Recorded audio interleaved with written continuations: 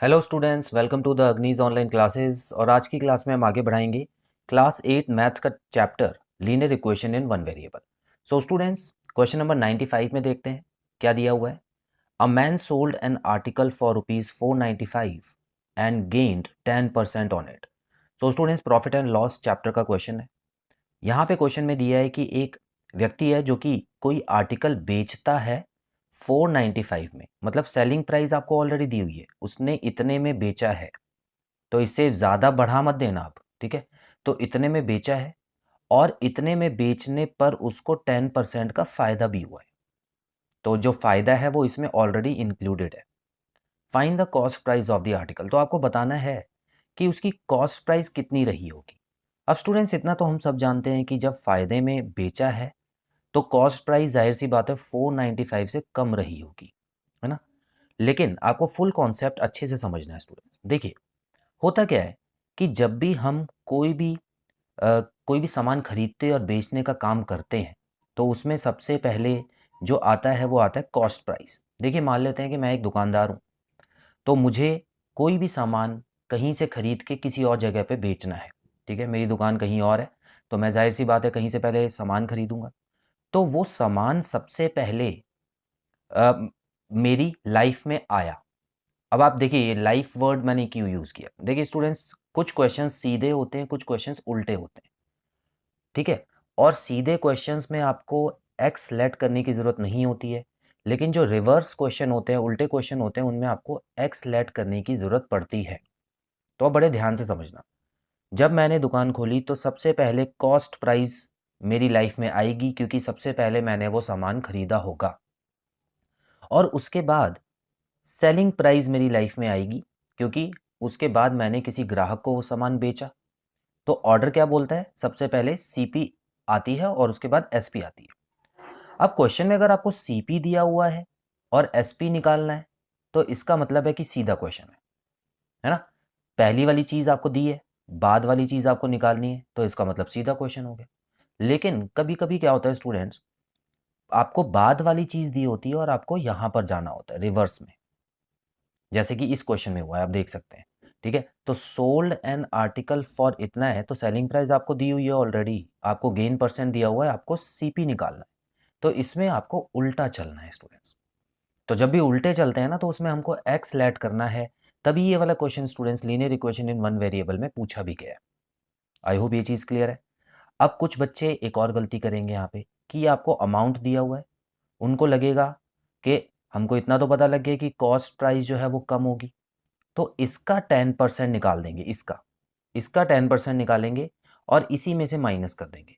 तो स्टूडेंट्स, गलत हो जाएगा। कभी भी ऐसा मत करना। जब आपको रिवर्स करना है ना, तो आप कभी भी डायरेक्ट मत करना, हमेशा आपको लेट करके ही करना होगा।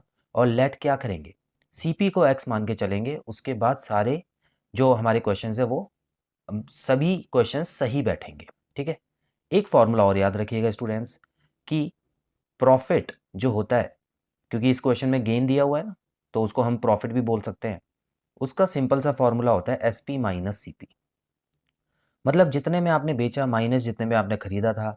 जाहिर सी बात है, बेचा ज़्यादा में होगा तभी वो बड़ा अमाउंट है आगे लिखेंगे, और ख़रीदा कम में होगा तभी आपको फ़ायदा हुआ है, तो वो पीछे लिख के प्रॉफिट निकाल सकते हैं। तो इसमें आपको वैल्यूज़ पुट करनी है, ठीक है। चलिए, अब काफ़ी कुछ समझ लिया हमने, अब आंसर कैसे निकालेंगे इसका देखिए स्टूडेंट्स। सबसे पहले मैं क्या करूँगा, let the cost price let the cost price of the article be rupees x. अब ये जो गेन और लॉस दिया होता है ना स्टूडेंट्स, हमेशा कॉस्ट प्राइस पे दिया होता है। तो यहां पे मैं एक और लाइन लिखूंगा, therefore gain on cost price, ठीक है। तो गेन जो हुआ है उसको मैं कैसे लिखूंगा, 10% ऑफ रुपीज एक्स, मतलब कॉस्ट प्राइस का 10%, ठीक है। तो गेन हमेशा कॉस्ट प्राइस के हिसाब से ही लिया जाता है, कभी भी सेलिंग प्राइस पे गेन कैलकुलेट नहीं होता है, याद रखना। अच्छा, तो ये इसको अगर मैं सॉल्व करूं तो क्या हो जाएगा, 10/100 मल्टीप्लाई बाय एक्स, जिसको मैं लिख सकता हूं x/10, ठीक है ना। ये देखिए, 0 से 0 गया तो x/10 हो गया। तो अब मेरे को जो असली अमाउंट है वो पता लग रहे हैं। कहने का मतलब है देखिए ये रुपीज़ में था ना एक्स, और गेन भी परसेंटेज में दिया हुआ था, तो मैंने उसको भी रुपीज़ में चेंज कर लिया है। तो देखिए ये भी रुपीज़ में आ गया, ये भी रुपीज़ में आ गया, और ये भी रुपीज़ में मुझे दिया हुआ है। तो अब मैं रुपीज़ को इक्वेशन में पुट करके आंसर निकाल सकता हूँ। फॉर्मूला यही रहेगा स्टूडेंट्स, ठीक है। तो देखिए प्रॉफिट की जगह मैं क्या लगा दूँ, x/10 लिख दूँ, क्योंकि इतना ही तो प्रॉफिट हुआ है और ये रुपीज़ में। SP की जगह मैं क्या लगा दूँ, जो क्वेश्चन में दिया हुआ है 495, और माइनस CP की जगह जो मैंने लेट किया हुआ है x। ये सभी रुपीज़ में है स्टूडेंट्स, ठीक है, तो कंफ्यूज नहीं होना आपको। चलिए अब इसको सॉल्व कैसे करेंगे। तो इस वाले x को यहाँ ले आके मैं प्लस कर दूँ, ये हो गया plus x is equal to 495। आगे बढ़ेंगे, अब एलसीएम ले लेते हैं इसका स्टूडेंट्स। तो एलसीएम इन दोनों का क्या आएगा, 10 आएगा। तो ऊपर तो x आ गया प्लस 10x हो गया यहाँ पे, इज इक्वल टू 495। अब यहाँ पे मैं लिखूंगा 11x/10 इज इक्वल टू 495। अब स्टूडेंट्स x को LHS में रखते हुए मैं ऊपर 10 भेज देता हूँ, नीचे 11 भेज देता हूँ। तो 11 से 495 कटता है, 45 आ जाएगा, और 45 इंटू 10 होता है 450।